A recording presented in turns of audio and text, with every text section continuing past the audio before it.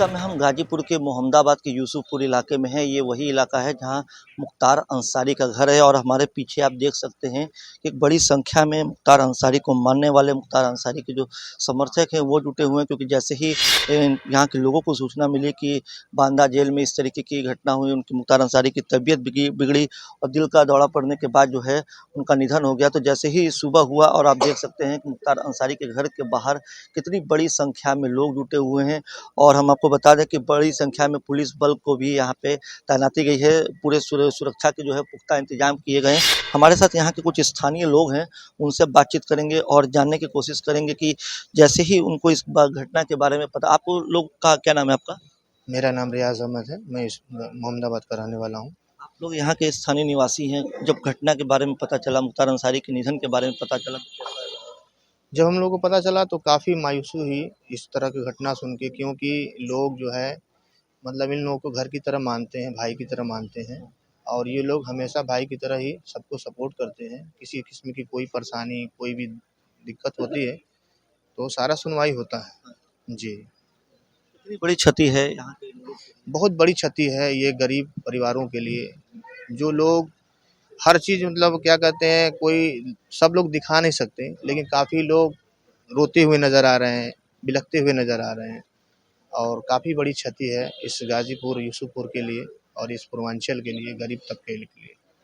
जी sir. आप यहाँ पे हैं, परिवार के आसपास के लोगों से भी लगातार बातचीत होती है। क्योंकि बीते मंगलवार को भी उनकी तबीयत बिगड़ी थी, तो परिवार के लोग यहाँ से गए थे। जी, बीते मंगलवार को उनके बड़े भाई अफ़ज़ाल अंसारी हैं और और भी उनके जो भी लोग हैं, बेटे हैं, उमर हैं और उनके बड़े भाई सिकबतुल्लाह अंसारी साहब हैं। ये लोग सारे लोग पहुँचे थे। जी। ये बताइए कि जैसे कि लगातार, जैसे कि मुख्तार अंसारी जी ने भी पहले ये आशंका से जो जताई थी, कोर्ट में भी कहा था कि उनको धीमा जहर दिया जा रहा है। तो क्या आपको लगता है पहले उनकी ये आशंका कि धीमा जहर दिया जा रहा, फिर कुछ दिनों बाद दिल का दौरा पड़ना? अभी इस बारे में मतलब मैं ज़्यादा जानकारी नहीं दे सकता, क्योंकि एक क्या कहते हैं, प्रशासनिक मसला है और उसमें क्या हुआ कैसे नहीं हुआ ये तो जांच के रिपोर्ट के बाद, मान लीजिए पोस्टमार्टम आज हो रहा है, उसमें सारे रिपोर्ट आएंगे, बड़े बड़े डॉक्टर आएंगे, सारी चीज़ का मतलब होगा।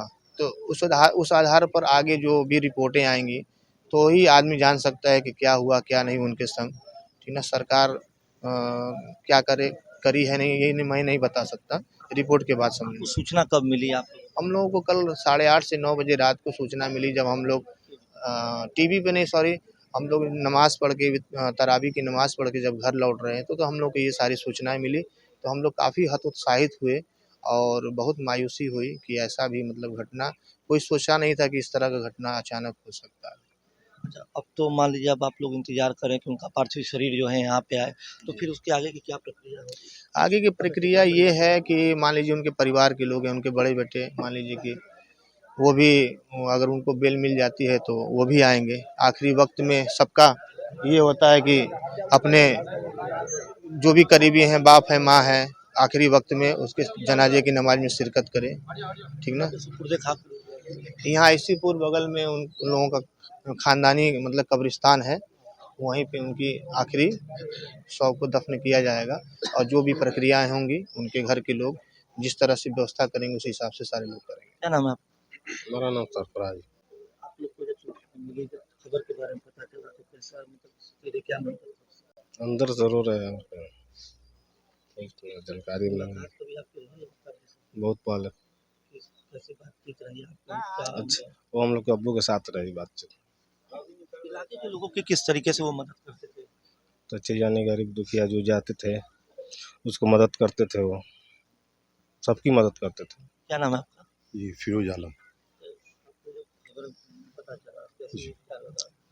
अचानक आए नमाज पढ़कर, भाई सुदीन मुख्तार भाई की भाई डेट हो गया है। क्या लग रहा है, क्या मतलब दिल का दौरा पड़ने से निधन हुआ अभी बताया जाए, लेकिन उनके पहले भी परिवार ने भी और उन्होंने भी आशंका जताया था कुछ कि कुछ उनको नहीं मालूम है, अचानक मौत हो गई। रमजान का महीना था। रमजान का महीना भी चल रहा। कितनी बड़ी क्षति हुई? जी, मैं अब्बू को दोस्त थे मुख्तार भाई, गरीबों का मस्या भी थे। हमने पड़ोसी में रहते भी, आना जाना भी है। बहुत अच्छे इंसान थे मुख्तार भाई।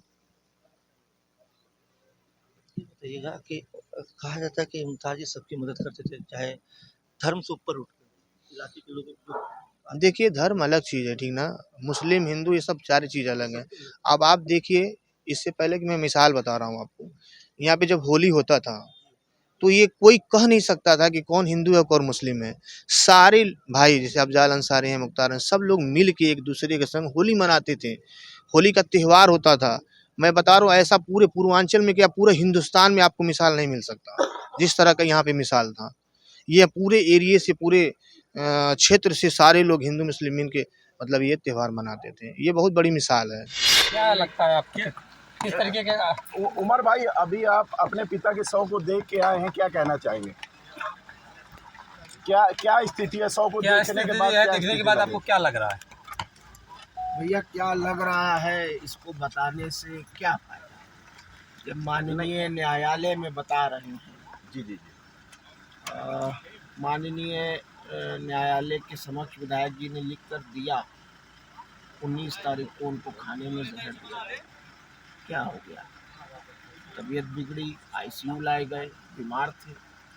12 घंटे के अंदर इतना प्रेशर पड़ा कि डॉक्टर स्वतंत्र रूप से इलाज भी नहीं कर पाए।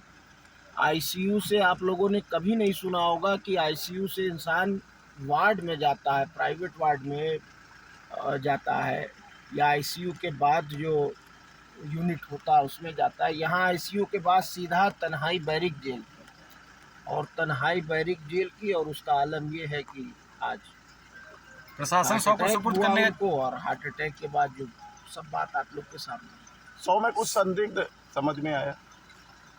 शव को देखकर किसी तरह का संदेह? देखिए मैंने चेहरा देखा है सिर्फ, और जो हम लोगों को पापा ने खुद बताया है उसके मुताबिक यही है कि उनको स्लो पॉइजन दिया जा रहा था, जिसको वो कई बार से माननीय न्यायालयों में, बल्कि अब तो सारे देश में सब मीडिया के माध्यम से सबको ये बात जान चुका है कि हम पूरा परिवार हमारा और खुद हमारे फादर इस बात को कहते रहे कि हमें जहर दिया जा रहा है, लेकिन कहाँ सुनवाई, क्या सुनवाई। शव के लिए प्रशासन ने क्या बात की? क्या पोस्टमार्टम कब तक होगा? हमारी कोई बात नहीं हुई है। घर के बड़े बड़े जो हैं अफजाल बाबा जो सांसद जी, उनकी बात हुई है डीएम साहब से, सबसे वही बात कर रहे हैं, वही बात। वो आएंगे सांसद जी? नहीं, वो आएंगे नहीं, वो बात कर रहे हैं। अब सुबह से हमको अपडेट करेंगे। उनकी तबीयत नहीं ठीक है, वो इस समय दवा लेकर किसी तरह उनको पोस्टमार्टम के लिए क्या कह रहा है प्रशासन? सुबह होगा पोस्टमार्टम,